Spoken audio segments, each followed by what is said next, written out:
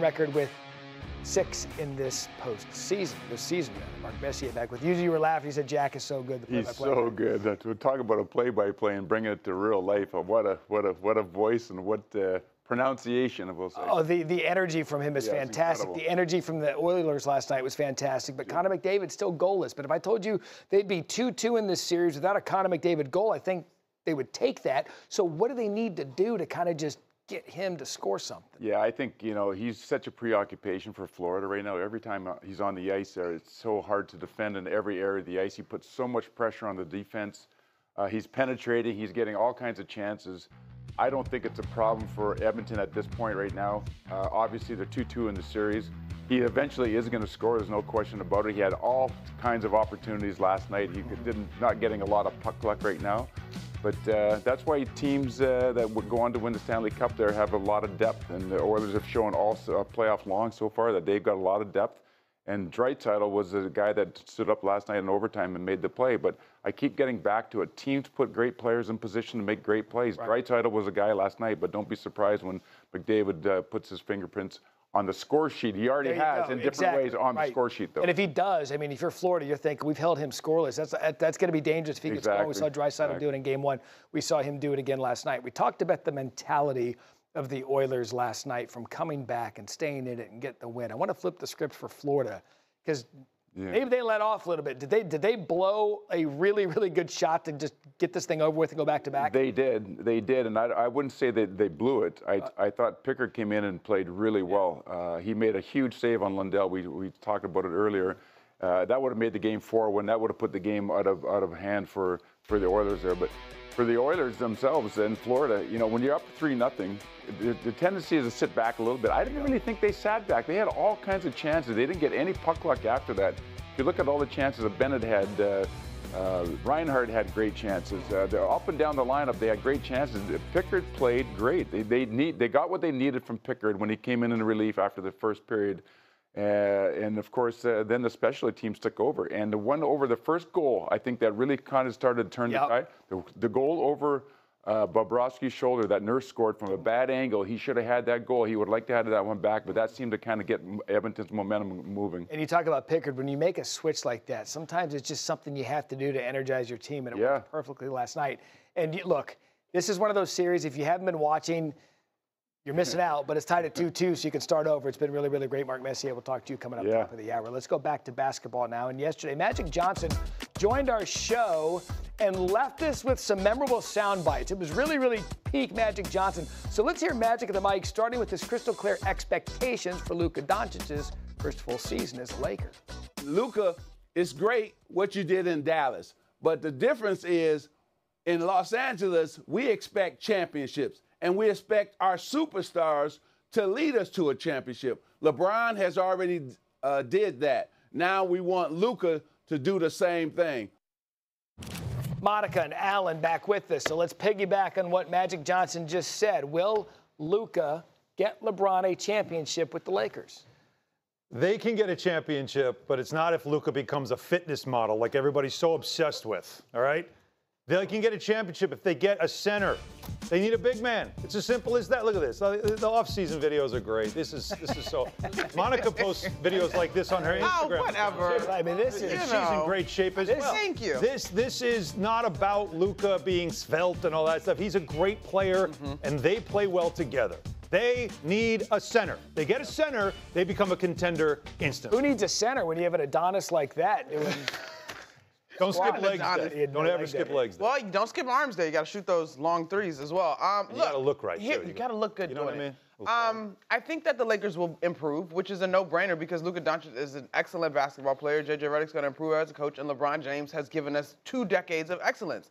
But the makeup of this team is still the conversation, and I agree with Han. You're looking at that center spot. Now, the other thing I will add to this conversation is for as jaw-dropping and fantastic as LeBron James has been, I would submit that as of late, in terms of the last couple seasons, he does look like fatigue kind of catches up to him late in the postseason. So I would argue not just the center, but some other guys that you can rely on consistently. Can, what's my guy from Oklahoma? Can he continue to take Reeves? Can Austin Reeves continue to take the next step in terms of being reliable for the Lakers? But this is LeBron's best chance with Luka, but I'm not even sure in a loaded West that I'm ready to guarantee it. And so you're saying they need to upgrade the roster. Let's just say Yes. the roster stays as is. Do you think that's good enough? No. No.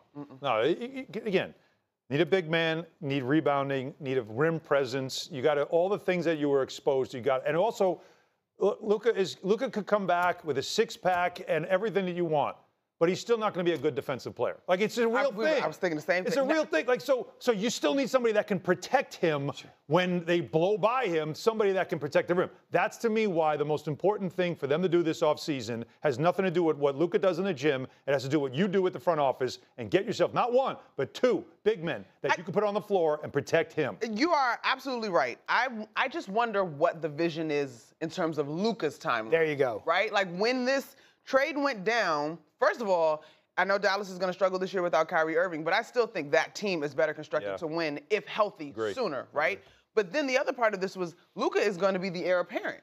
So what is the pressure in terms of using the remaining time that you have of LeBron James, but what can Luka Doncic continue to build on for this organization when you have the time to add pieces and you're not up against This was built for post-LeBron with Luka. All right, here in New York, if you haven't heard right now, no, not at all. the Knicks are still without a head coach following the firing of Tom Thibodeau. Now, Magic also weighed in on the decision and gave this warning to Knicks players. The players wanted him gone. There's a lot of pressure on them players next season because now if you fire the coach and this is what you wanted, now you got to step up. All the excuses are gone now. Next season, Brunson, if Karl Anthony Towns comes back, all you guys, the pressure's on them. Couldn't have two better voices here that are dialed in with the Knicks to react to Magic's comments. Monica, you're entertained by them. What do you think? Magic, I love you. It's great to see you on TV. Duh. Like, okay. I mean, I don't think there was anything earth-shattering there. And I will say, listening to that soundbite, Magic is correct, but to me, it's not as if there was ever a whole bunch of chatter media-wise in terms of angst with Tibbs, right? The news has come out, the reports have come out about the exit meetings, but that is the point of exit meetings. So yes, I think these guys are prepared to step up to the pressure. By the way, did he say Karl Anthony Towns, if he comes back? He did. If he's back? What do you know, Magic? Like, what do you know? Because he's under contract. They just traded for him. He had an epic year during the regular season. He had some big playoff performances. If he comes back is an interesting little, just keep an eye on that, footnote on that. Because, you know, if you're going to get another star player, Giannis, KD, you'd have to move a big contract. If he comes back, to me, that caught my attention right away. But that being said, everything he said there, I'm not going to use duh. I'm going to be a little more respectful. I'm going to say that I agree with him. With love, of course. With love, of course. I think it's as simple as this. The honeymoon is over now in New York with this group because as maybe some people were nauseated by the fact that New Yorkers loved this Knicks team and celebrated maybe like we do in New York a little over the top. That does happen.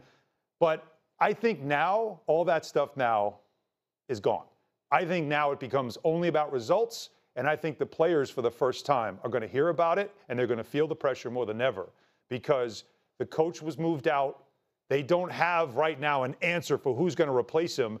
And the standard is now set at 50 wins and no worse than a conference finals. But the expectation is, okay, you fired this coach who had great success, so that means whoever you hire next should get you to the finals. That pressure now is on, and it's on high. Next hour, you're getting some time to think about this. I want a name for a coach from you guys coming up next hour. Available or no, unavailable? I mean, they clearly don't care if the coach is available or not. They've made that quite clear. All right, we'll get more from you guys coming up in the 9 a.m. hour. Belichick available? Oh, God. Well, you know what comes with Belichick. Game 4, Thunders, Pacers, tonight, 8:30 p.m. Eastern on ABC. Coverage begins 8 p.m., by the way. Round 1, 125th U.S. Open. Oakmont showed its teeth yesterday, but for a couple of shots, we had some all-timers. Patrick Reed, second shot, par 5, fourth. 286 yards out. Albatross. He would finish at 3 of the day. He didn't even know it happened. He's like, good, 2, yeah, it was. And then Shane Lowry. Look, he otherwise had a bad day. He was 9 over overall, but look at this one, 160 yards out for Eagle. He was so mad, he was like, all right, whatever, I'll take it, fine. If that's what it's going to give me, it's going to give me. This was fun. Maxwell Moldovan's second shot went out early. Moldovan there. Now watch it. This is the undulation in a nutshell at Oakmont. Just trickles. He finished 6 over.